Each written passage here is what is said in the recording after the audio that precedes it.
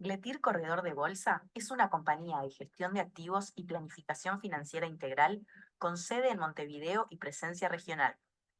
Nos especializamos en el asesoramiento a clientes individuales, corporativos e institucionales.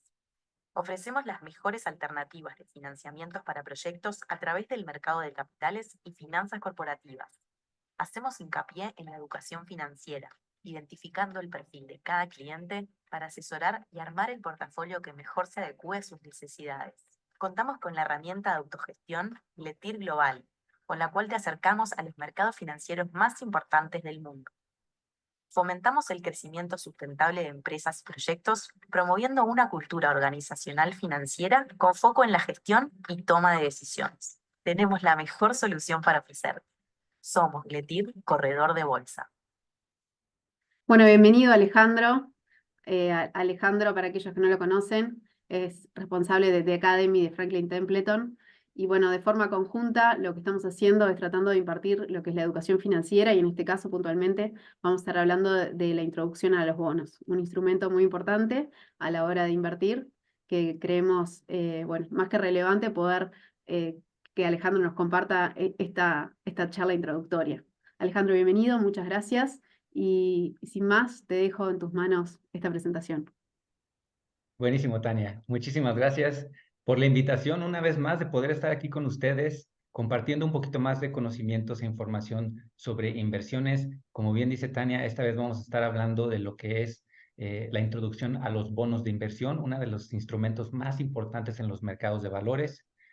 Pero antes de hablar puntualmente de lo que son los bonos, me gustaría hacer una muy breve reactivación con ustedes. Esto derivado de mi carrera profesional como maestro. Normalmente cuando hacemos módulos separados nos gusta revisitar un poquito los temas que ya vimos para poner en contexto lo que vamos a estar viendo aquí el día de hoy. Entonces, para aquellos de ustedes que nos acompañaron en el curso anterior de macroeconomía, hablábamos del crecimiento económico de una economía de un país específico y hablábamos de que este crecimiento económico se calcula a través del PIB o del Producto Interno Bruto, el cual es el valor total de todos aquellos productos y servicios que se generan y se consumen en un país específico y en una economía determinada. Ahora bien, hablamos de las 4 variables que componen este PIB o Producto Interno Bruto, comenzando con el consumo, las inversiones, el gasto gubernamental y la balanza comercial o esa diferencia entre exportaciones e importaciones. Y pues bien, si nos adentramos en este componente de la inversión, es aquí donde encontramos el rol de los mercados financieros. Y en esta dinámica de los mercados financieros encontramos a 2 jugadores principales.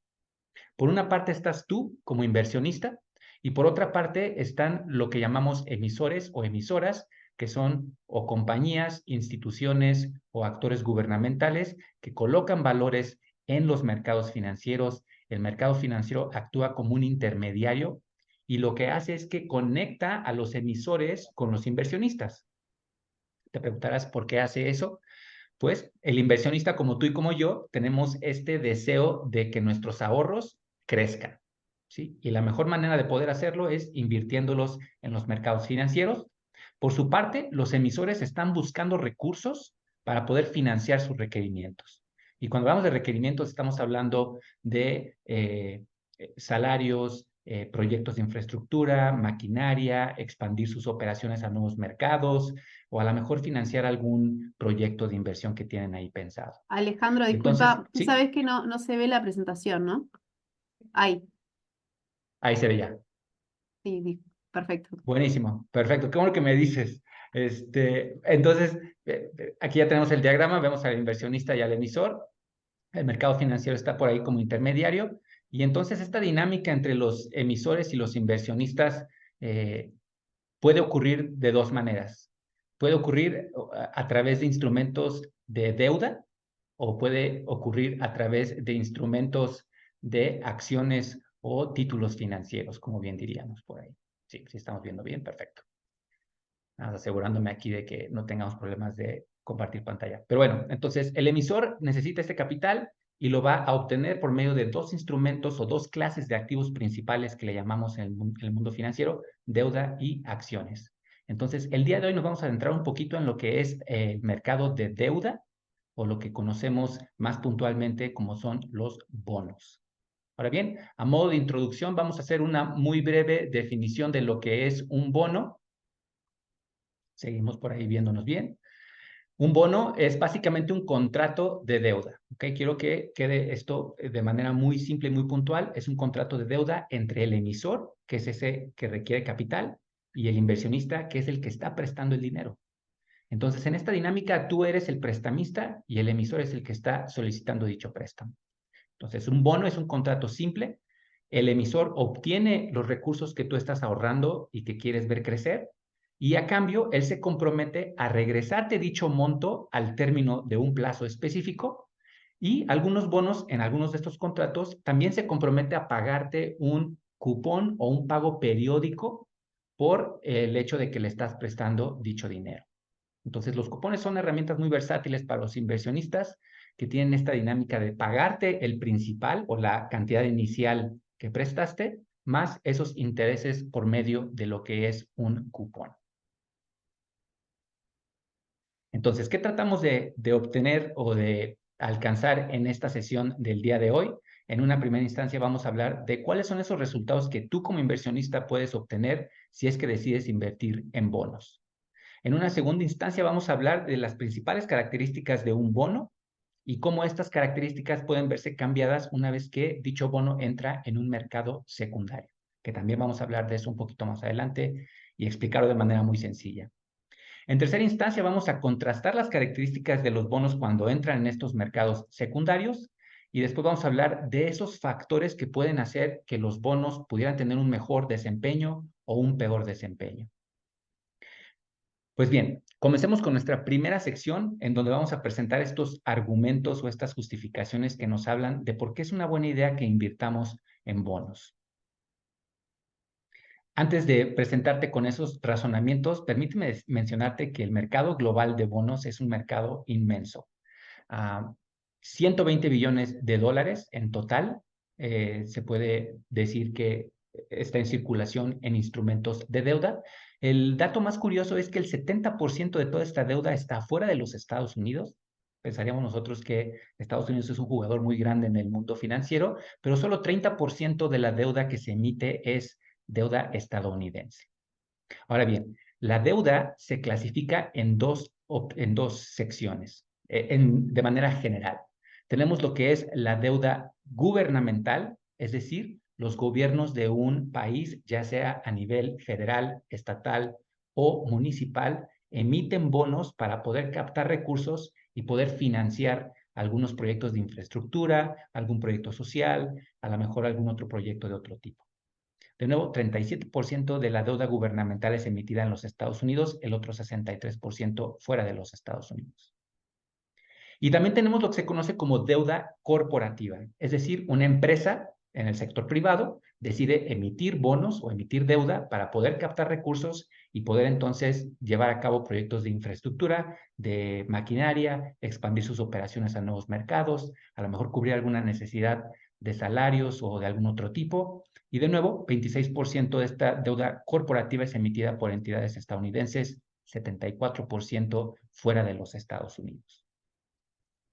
Entonces ya vimos que los mercados de los bonos son inmensos.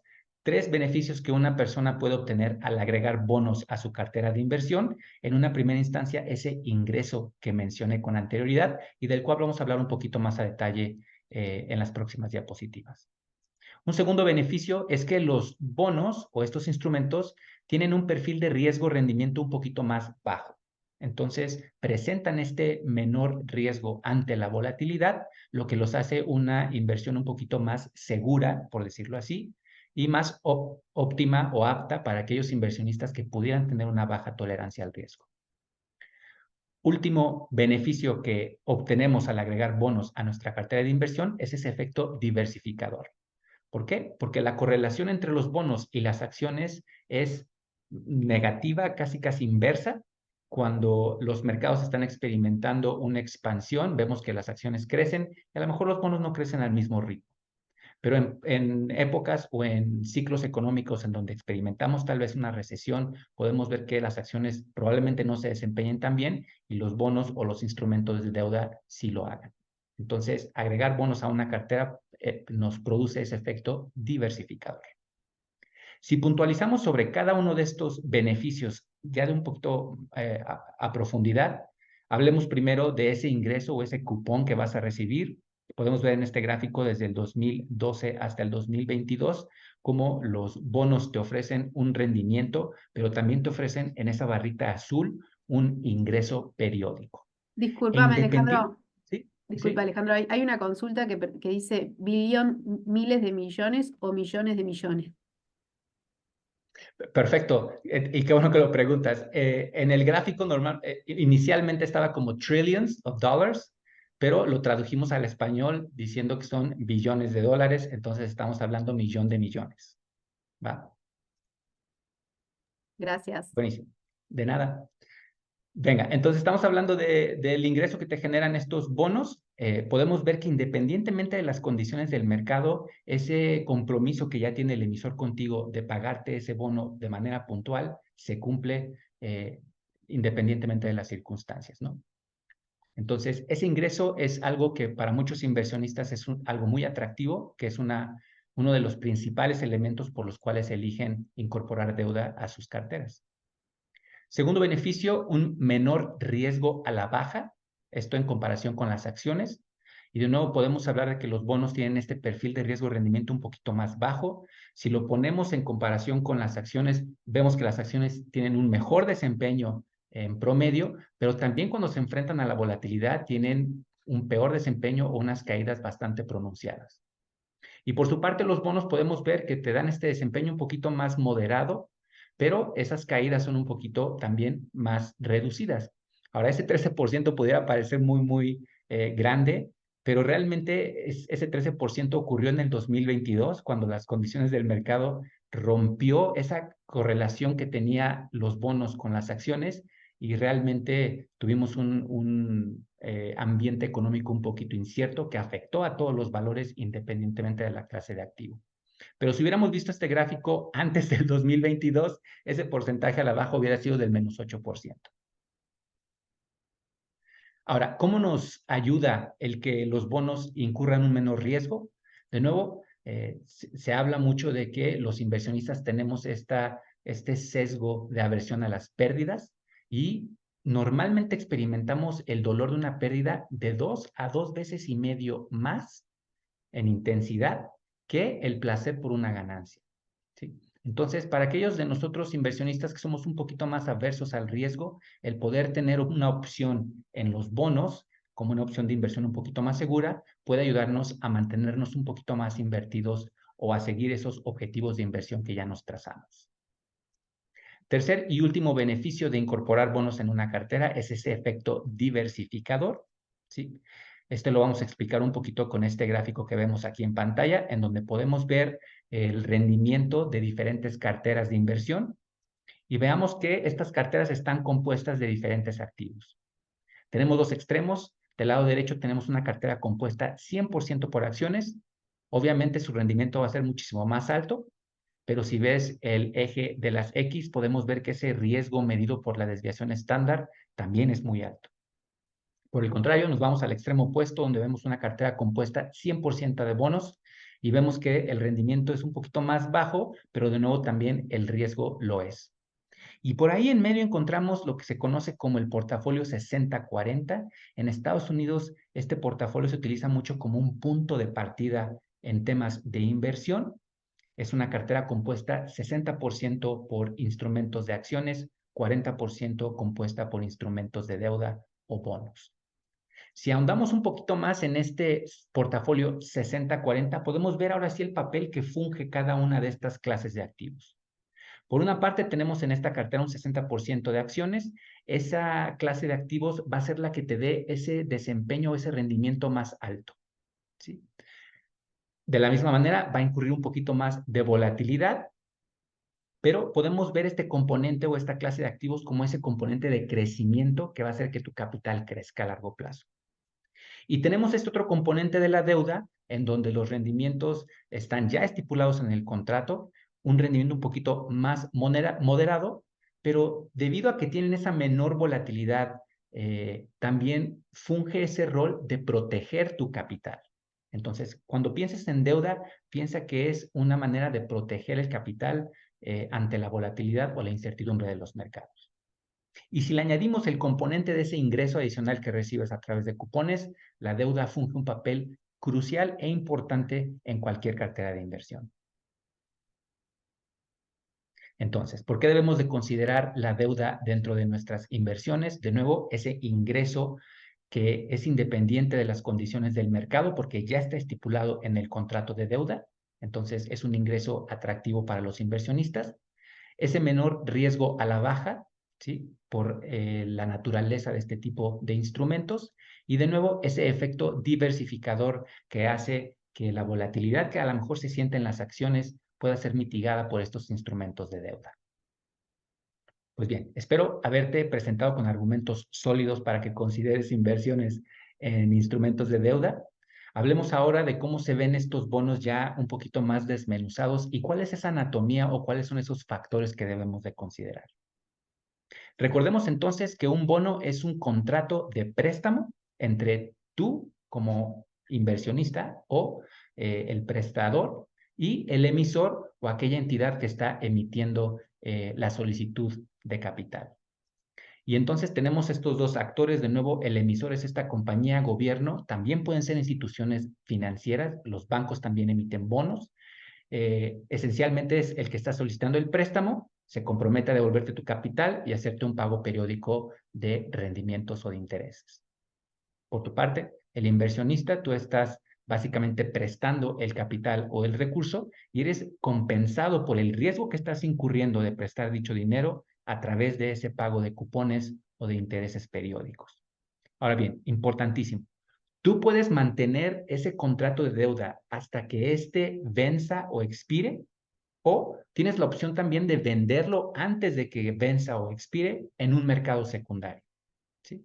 Entonces, de esto vamos a hablar un poquito más adelante, pero tienes esa opción de mantenerlo al vencimiento o de venderlo en el mercado secundario previo a dicho vencimiento. Veamos cuál es esa anatomía del bono, cuáles son esos elementos que debemos de considerar cuando compremos o invirtamos en un bono. En una primera instancia tenemos que saber quién es el emisor, si es una entidad gubernamental, una empresa o un banco.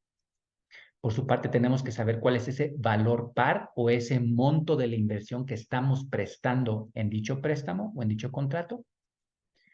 También tenemos lo que es la fecha de vencimiento o la fecha en la cual el emisor se compromete a devolverte tu capital.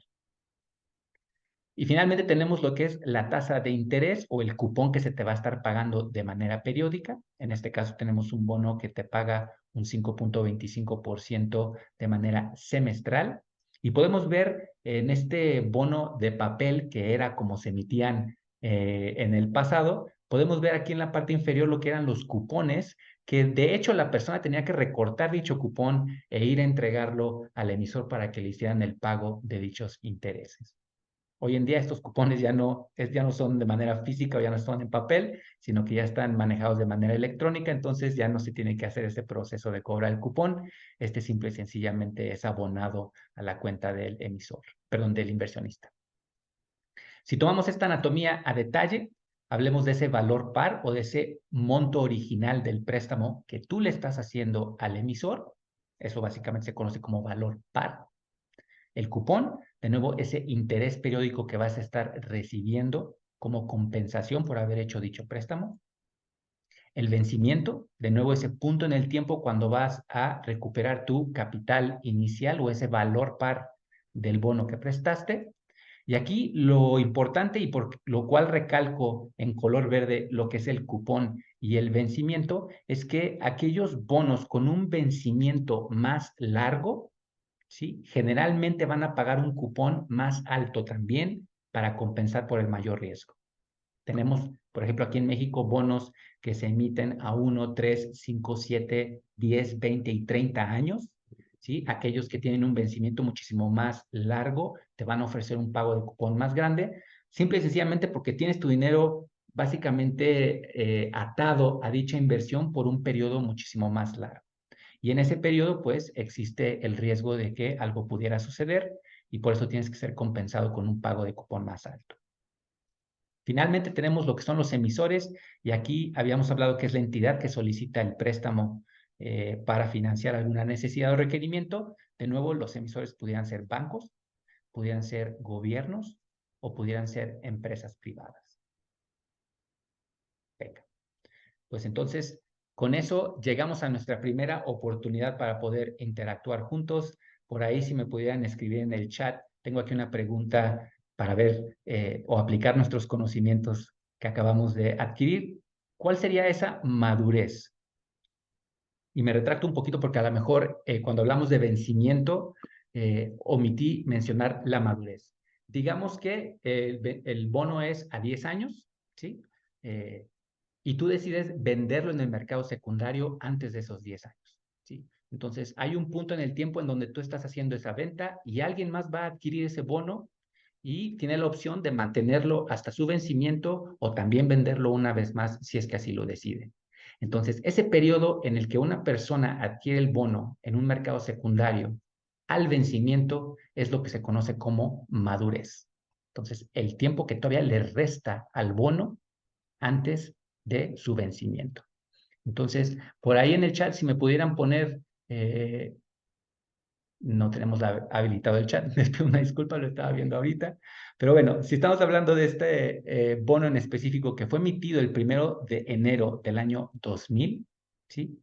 Y es un bono de 20 años, ¿sí? Ya vamos viendo por ahí. Este bono se vende en enero 1 del 2016, alguien más lo adquiere. ¿Cuál sería esa madurez o el tiempo restante que le queda a dicho bono antes de su vencimiento?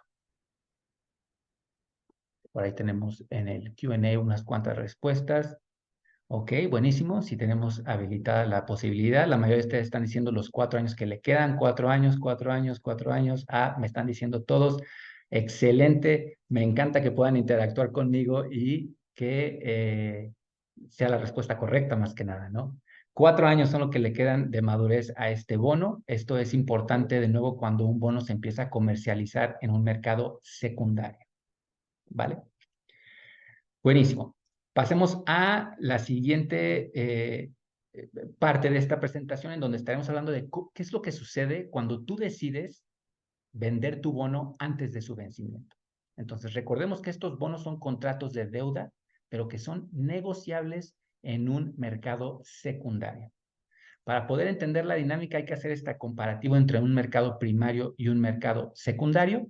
Cuando hablamos del mercado primario, y hago esta analogía como a un mercado, digamos que tenemos a una persona que tiene una granja y él cosecha frutas y verduras. Si esta persona vende estos productos directamente a un distribuidor o a un comercializador, estamos hablando de un mercado primario. Es decir, cuando se emite por primera vez, en el caso financiero, el bono. Entonces, tú puedes adquirir un bono cuando se emite por primera vez, dependiendo del emisor y del tipo de oferta. Si es, por ejemplo, una oferta pública, estamos hablando de que el emisor es una empresa o un banco. Cuando estamos hablando de una oferta privada, es decir, que los bonos se emiten solamente para un grupo exclusivo de inversionistas, estamos hablando de que esa oferta se hace o la hacen como emisores los bancos. Y finalmente, en el caso de la deuda gubernamental, estas normalmente se realizan a través de subastas. Y las subastas normalmente, o en el caso aquí de México al menos, las realiza el Banco Central de dicho país. Entonces, yo ya adquirí mi bono en una subasta gubernamental, digamos, a través de un intermediario, y ahora estoy listo para venderlo a lo mejor en un mercado secundario. En el mercado secundario, entonces, tenemos esta compra y venta de estos títulos que ya fueron emitidos en ese mercado primario y que ahora queremos venderlos a otro inversionista. Enfoquémonos entonces en qué pasa en este mercado secundario con un bono y cómo cambia un poquito la terminología de dicho instrumento. Del lado izquierdo tenemos la terminología de nuevo como la vimos hace un par de láminas. Tenemos el cupón o ese pago de intereses, el valor par o el monto inicial y la tasa de cupón o el interés que nos van a pagar. Cuando el bono entra en un mercado secundario, el único término que se queda igual es el cupón. Y los demás términos van a cambiar. Entonces, el valor par o ese monto original del préstamo se va a convertir ahora en el precio del bono. Y la tasa de cupón o ese porcentaje que nos iban a pagar de intereses, ahora en el mercado secundario se convierte en el rendimiento corriente o el rendimiento que yo puedo esperar si yo mantengo ese bono por un año. Y entonces los cálculos ahora también cambian un poquito.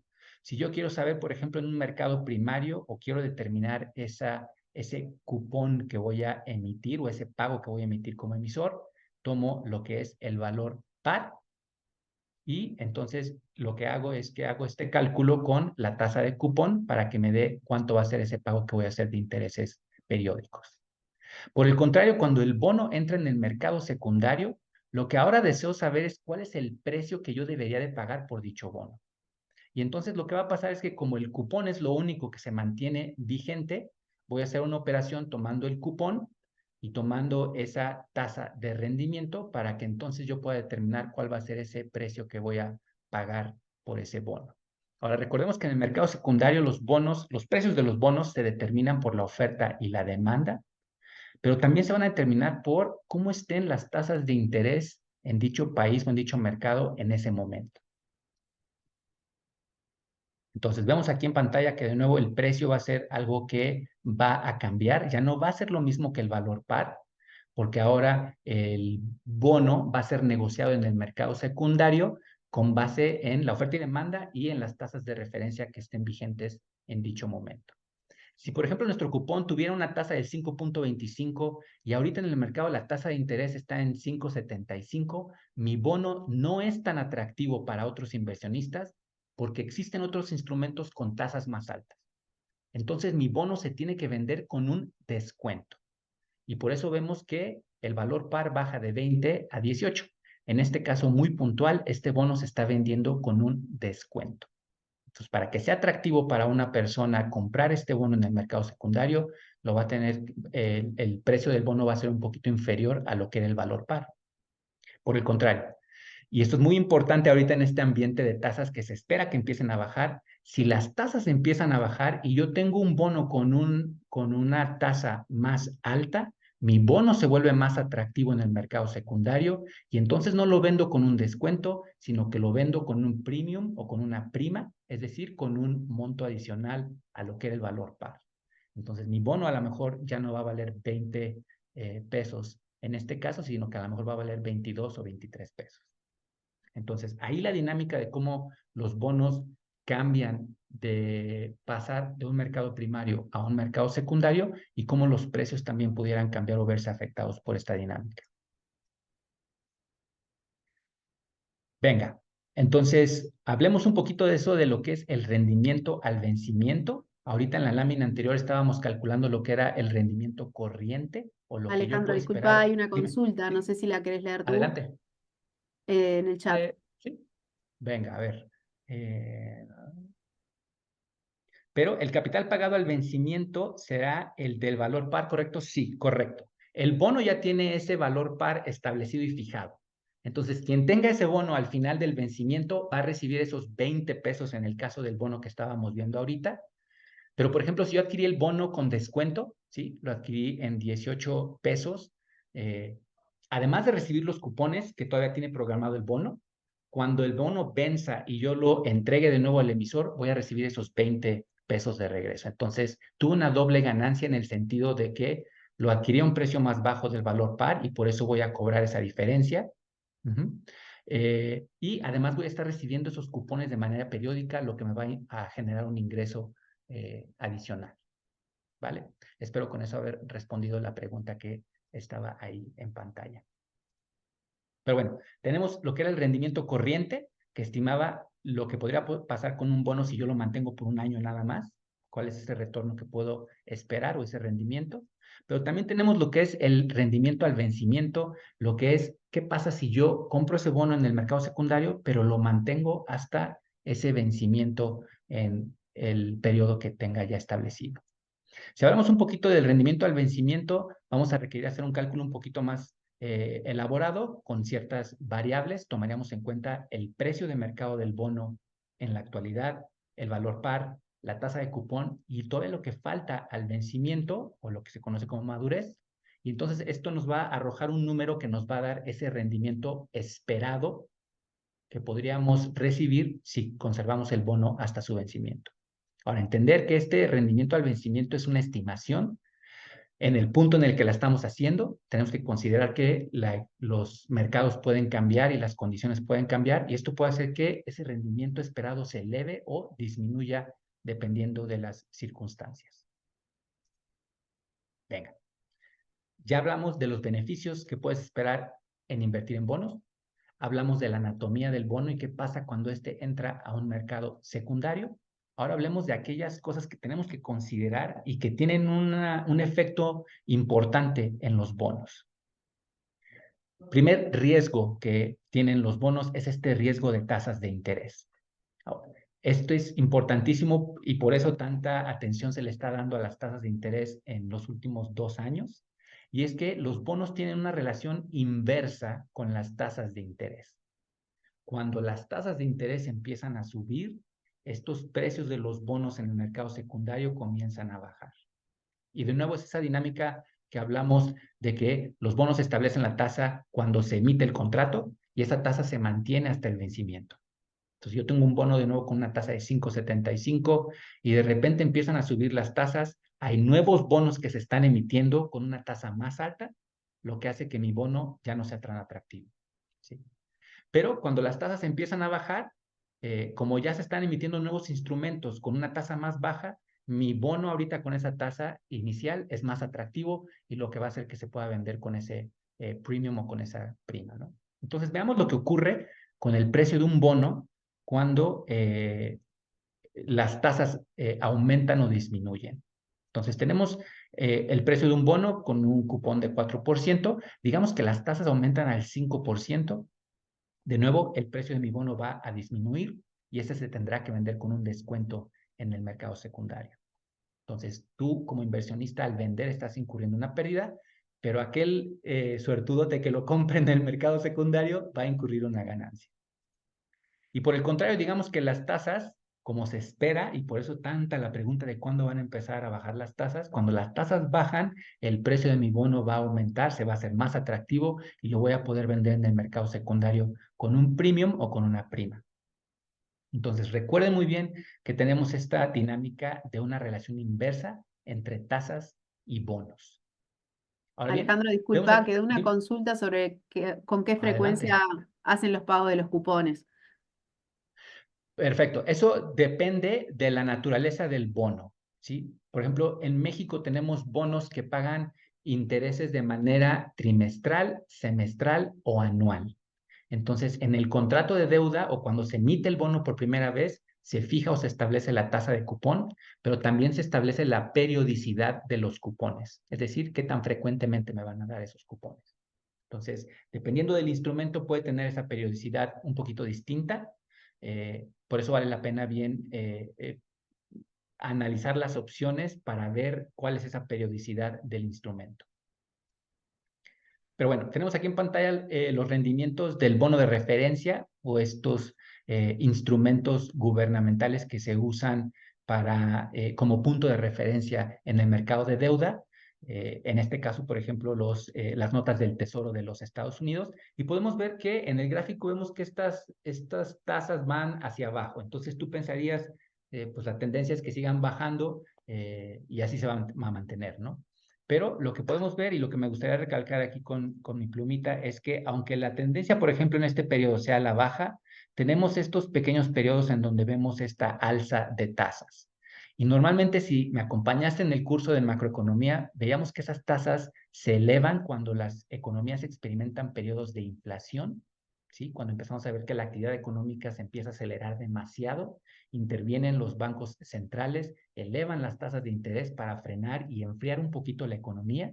Entonces, aunque haya una tendencia a la baja en las tasas, podemos ver que hay periodos en los que esas tasas de repente experimentan fluctuaciones, ¿sí? Entonces hay que estar muy consciente de esta dinámica porque de nuevo tiene una relación inversa con el valor de nuestros bonos. Bueno, ese es el primer riesgo de tasas de interés.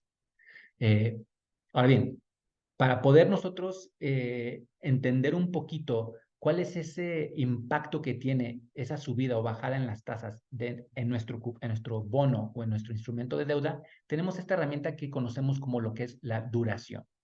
La duración básicamente es una métrica, es un dato que nos expresa básicamente en años la sensibilidad que tiene el bono a estas tasas de interés. Entonces tenemos un bono aquí y lo que vamos a hacer es que vamos a tomar el importe de los cupones, el vencimiento del bono y ese cronograma de pagos, esa periodicidad de los bonos para poder hacer este cálculo de nuevo un poquito más complejo y poder determinar la duración del bono. En este caso, como un ejemplo, digamos que tenemos este bono con estas características y nos da esta duración de 8 años. Entonces, nosotros ya podemos determinar que a mayor duración de mi bono, mayor va a ser la sensibilidad o la variación en los cambios del precio cuando hay una subida de tasas. Entonces, mayor va a ser el efecto de la subida o bajada de tasas de interés en este bono. Como este ejemplo de nuevo, y para propósitos ilustrativos exclusivamente, si los intereses bajaran 1% con esta duración de 8 años, nosotros veríamos entonces que el precio de nuestro bono aumentaría un 8%. Entonces, esa duración nos da una aproximación de cuál pudiera ser ese incremento o decremento en el precio de un bono con base en un punto por ciento de subida o bajada de tasas de interés. Alejandro, disculpa la interrupción. ¿Cuál sería la No, ecuación adelante. de la duración? Hay una consulta ahí. ¿Cuál sería la ecuación de la duración? Exacto. Es un cálculo en el que tomamos todos los cupones que se pagan más el retorno del capital al final del contrato y se hace el cálculo del valor presente de dichos cupones y dicho monto recibido al final del contrato para poder tener una aproximación. Pero de nuevo, también esa es una aproximación porque de nuevo no sabemos cuáles van a ser las condiciones del mercado y cuál pudiera ser el efecto que tuvieran en este bono. Les debo en sí la ecuación, no, la tenía y no la quise poner en la lámina porque dije va a ser algo bastante complejo y va a ocupar mucho espacio, pero si desean se las puedo enviar ahí a Tania para que cuando les manden la presentación, les manden también esa ecuación de la duración. Pero bueno, digamos, ahora veamos lo que es normalmente ocupamos la duración nosotros también para poder comparar entre diferentes instrumentos de deuda. Digamos aquí que tenemos 3 bonos como opciones y tenemos que el bono A nos da una tasa de cupón del 5%, el bono B nos da una tasa de cupón del 2% y el bono C nos da no nos da una tasa de cupón, sino que es lo que se conoce como un cupón cero. ¿Qué es un bono cupón cero? Es un bono que no te va a pagar esos intereses periódicos, que básicamente se vende con un descuento cuando tú lo adquieres al principio y básicamente recibes el valor par al final del vencimiento y la diferencia entre el descuento con el que lo adquiriste y el valor par que recibes, ese es tu rendimiento o tu ganancia. Aquí en México, por ejemplo, los CETES o los certificados de la tesorería son ese bono cupón cero. Se venden en denominaciones de 10 pesos, pero se venden con un descuento. Normalmente los adquieres por 9 pesos y 90 centavos y los mantienes por los 28 días, en este caso del CETE. Cuando cumples esos 28 días te regresan los 10 pesos. Entonces, la diferencia entre el precio de adquisición y lo que recibes al final es el rendimiento que recibes. Esos son los bonos cupón cero. Digamos que cada uno de estos bonos tiene una duración distinta, 4.55 para el A, 4.79 para el B y 5 años para el bono C. Y entonces vemos qué sucede cuando las tasas suben del 2 al 4%. Podemos ver que el cambio en el precio para cada uno de estos bonos va a ser diferente. Vemos que el que experimenta la mayor fluctuación en su precio es el bono C, de nuevo, porque tiene una duración un poco más alta y entonces el cambio en su precio también lo va a hacer. Entonces, con esto nosotros tenemos una breve aproximación a lo que pudiera ser un comparativo entre diferentes instrumentos para saber cuál es el más atractivo. De nuevo, primer riesgo, tasas de interés. Y por ahí tenemos la duración como un instrumento, una herramienta para ver cuál es el efecto de ese riesgo de tasas de interés. Segundo riesgo que puede incurrir un bono es ese riesgo de crédito. Recordemos que los bonos son contratos de deuda entre un emisor y un inversionista. El riesgo que incurre en estos bonos es que el emisor no tenga la solvencia o se le presenta alguna eventualidad y no te pueda pagar o los cupones o tu capital al final o al vencimiento de dicho contrato. Y entonces, ¿cómo puedo saber yo entonces qué instrumento tiene un riesgo más alto que el otro? Tenemos por ahí lo que se conoce como las calificaciones crediticias. Estas calificaciones crediticias las emiten diferentes empresas. En este caso mostramos aquí en pantalla lo que son las calificaciones crediticias de Standard & Poor's y de Moody's, los cuales asignan una calificación con letras al instrumento para decir qué tan probable es que este emisor incurra en un impago. Las calificaciones las vemos aquí en pantalla, las más altas. En el caso, por ejemplo, de Standard & Poor's, es la AAA. Y si ves, van bajando poquito a poquito las calificaciones hasta que llegan a lo que es la BBB-. Entonces, todo este rango del AAA al BBB- para Standard & Poor's son bonos que nosotros conocemos con grado de inversión. Es decir, que el riesgo de crédito o de impago en estos emisores no es alto, es de hecho bajo. Y debajo de esa línea divisoria del BBB-, tenemos ya calificaciones más bajas hasta llegar a la B-. Nosotros conocemos estos bonos en este rango como bonos con grado especulativo. En inglés se les conoce como junk bonds o bonos basura. No porque no sean una buena inversión, sino porque tienen un mayor riesgo de impago o un riesgo de crédito muy alto. Ahora bien, recuerda que la relación riesgo-rendimiento siempre es positiva. Entonces, si tú estás incurriendo un riesgo más alto, tienes también la capacidad de poder exigir un rendimiento potencial más alto. Entonces, bonos que se encuentran en ese grado de inversión probablemente paguen tasas un poquito más bajas. Bonos que se encuentren en la zona de grado especulativo te van a ofrecer tasas de cupón muchísimo más altas, ¿sí? Entonces, aquí vemos que también dentro de este espectro de los bonos tenemos varias opciones. Podemos comprar algunos bonos con un grado de inversión y que te van a dar un rendimiento un poquito más bajo, y podemos mezclarlos con algunos bonos de grado especulativo que te van a pagar un rendimiento más alto. Y de esta manera también podemos diversificar nuestras inversiones dentro de una misma clase de activos, ¿va? Entonces, recuerden, la calificación crediticia es súper importante. Si estás adquiriendo un título de un fondo que invierte en instrumentos de deuda, en el prospecto o en el documento clave, también va a venir la calificación crediticia del fondo con base en los instrumentos en los que invierte. Entonces, ese es uno de los componentes más importantes que debemos de consultar antes de invertir en un instrumento de deuda. Ahora, ¿por qué la calificación crediticia es importante? De nuevo, nos indica cuál es esa probabilidad de impago. Podemos ver aquí en la línea verde tenemos los bonos con grado de inversión y puedes ver que básicamente no tienen esa probabilidad de impago. Aún en periodos de recesión, esa línea verde se mantiene casi estable. Tiene algunos piquitos por ahí. Obviamente, en épocas de inestabilidad económica, hasta las mejores empresas se ven en problemas. Pero podemos ver la línea azul, que son los de grado especulativo, cómo estos tienen unas subidas y bajadas muchísimo más pronunciadas. Y normalmente ocurren en periodos recesivos, que son esas barras grises que ves en el gráfico. Entonces, ¿qué indica la calificación crediticia? Básicamente, ese potencial que tiene el emisor para poder sobrevivir esos mercados desafiantes o esas épocas de inestabilidad y volatilidad. Ahora, existe una clara correlación entre calificación e impago. Podemos ver aquí en pantalla de nuevo otro gráfico que nos muestra las diferentes calificaciones de estos instrumentos de deuda. Y podemos ver que los que están calificados con la calificación más baja, en este caso la triple C o C, tienen estas tasas de impago muy altas. Y mientras que la línea azulita clarita de la triple A ni siquiera se ve en el gráfico porque se mantiene casi pegada al eje de las X. Entonces, esa calificación crediticia sí nos da una aproximación bastante cercana a esa probabilidad de que incurramos, bueno, de que el emisor incurra en un impago. Ahora bien, existen algunos bonos por ahí que vas a ver que no tienen calificación crediticia y te vas a preguntar, ¿es una buena inversión o mejor no? Pues déjame que te comparta que el que un bono no tenga una calificación crediticia no es necesariamente un indicador de que sea una mala inversión. Hay que recordar que, de nuevo, estas calificaciones las emite una compañía y muchas veces las emisoras tienen que pagar por el servicio para que se emita la calificación para su instrumento.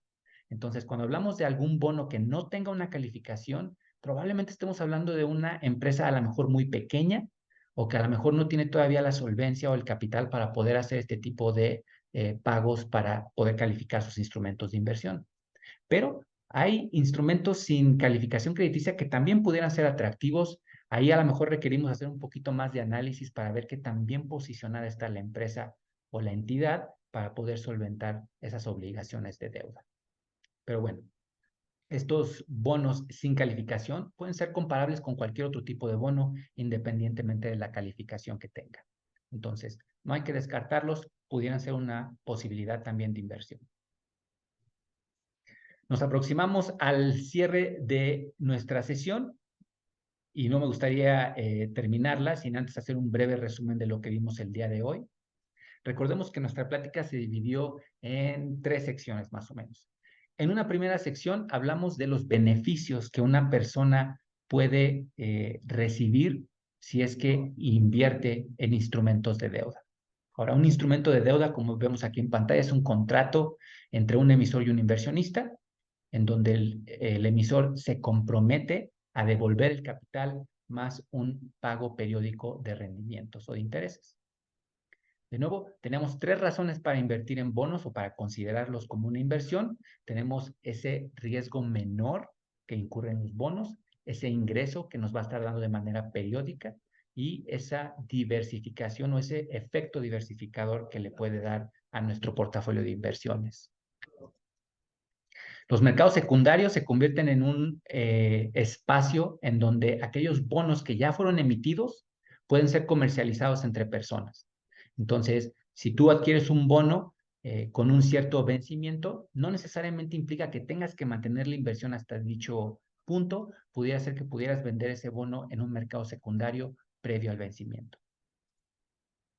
Los precios de los bonos y las tasas de interés suelen moverse en direcciones opuestas. Esto hay que recordarlo muy puntualmente. Las tasas de interés y los precios de bonos tienen esta relación inversa. Entonces, dependiendo de las condiciones actuales en el mercado y cómo estén las tasas de interés, pudiera ser más atractivo o menos atractivo invertir en títulos de deuda. Recordemos también que tenemos este riesgo de impago y esto lo podemos solventar a través de las calificaciones crediticias. Hay que consultar la calificación del instrumento o del fondo en el que estamos invirtiendo para saber qué tipo de riesgo podría incurrir y también poder por ahí entender cuál pudiera ser la probabilidad de impago por parte del emisor. Bien, cerramos entonces ahora sí esta plática con unos 4 minutitos para alguna pregunta que pudiera haber ahí entre la audiencia. Por ahí vemos comentar brevemente los ETFs de bono como ejemplo, los iShares de 1 a 3 años, 3 a 7 años, 7 a 10 años. Me gustaría entender cómo funcionan en comparación con los bonos tradicionales, cómo están presentando ahora. Gracias. Buenísimo. Pues mira, te platico un poquito acerca de los ETFs y le voy a mandar también la respuesta a la pregunta ahí a mi buena amiga Tania. Te menciono rápidamente que existen los fondos de inversión. Podrías pensar en un fondo con una canasta y en esa canasta tú pones otros instrumentos. ¿Sí? Entonces tenemos lo que son fondos de inversión en títulos de deuda, ponemos títulos de deuda de diferente tipo y armamos un portafolio de inversión. Y entonces tú compras un título o un cachito de dicha canasta. Los ETFs son casi lo mismo que un fondo de inversión, pero tienen unas ciertas sutilezas o cambios o diferencias muy pequeñas, ¿sí? La más importante de esa diferencia es que los ETFs los puedes comprar o vender en cualquier instante del día y el valor o el precio al que los vas a adquirir o vender va a estar determinado por la oferta y la demanda. Por su parte, los fondos de inversión, esos normalmente se espera al cierre de la cotización o de las transacciones del día para establecer el precio de dichos títulos y entonces la persona puede adquirir dichos títulos ya en una fecha posterior.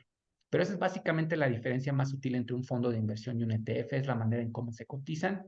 Los ETF se comportan mucho como acciones y vamos a hablar un poquito de acciones en el siguiente webinar. Tania, te mando la pregunta también por si quieres agregar algo más ahí Ahí puntualmente. hay una más. ¿Cómo ves el mercado hoy con referencia a la oportunidad para adquirir bonos? Entiendo que es como tú decís, una charla de educación financiera en la cual en esa pregunta capaz que estás un poco por fuera.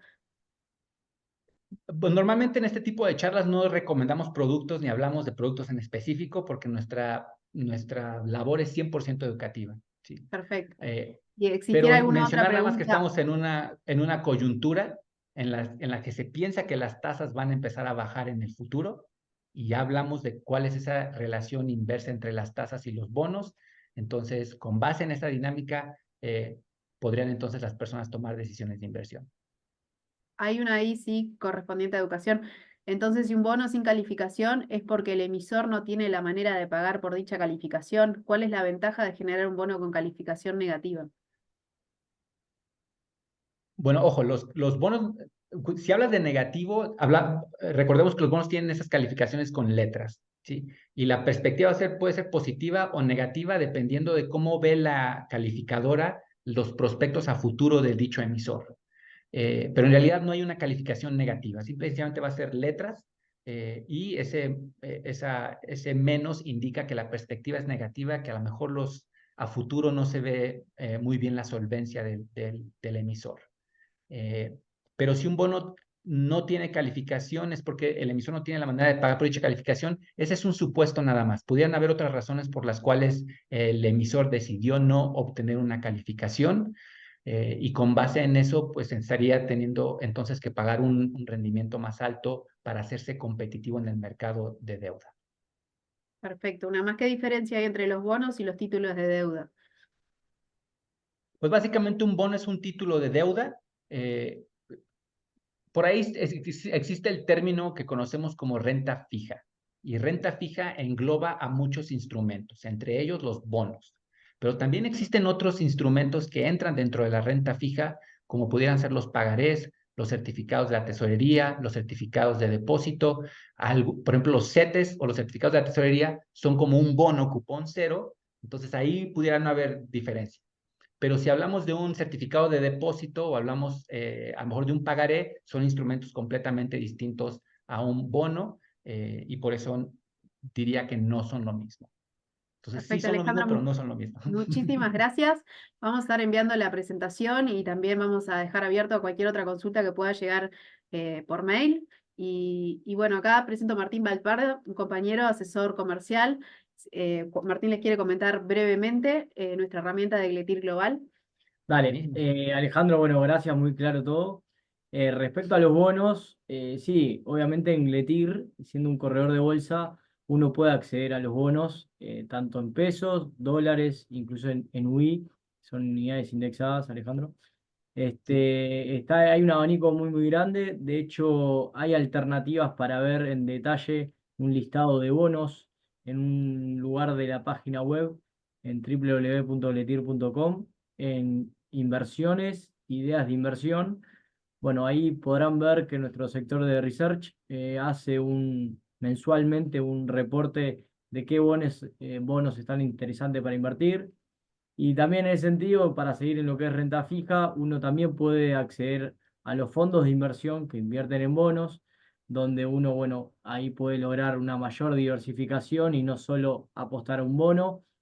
Ahí se coloca como vos decías, Alejandro, en fondos que bueno, tienen estructuras enormes, están regulados, tienen equipos que analizan el mercado y deciden dónde invertir.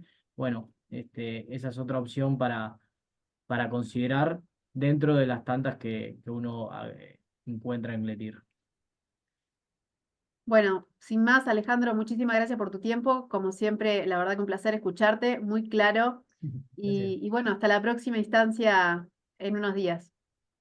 Buenísimo. Gracias a todos por su participación y gracias por estar aquí conmigo. Que tengan una Estamos excelente a las tarde. órdenes. Gracias, Alejandro. Saludos. Hasta luego.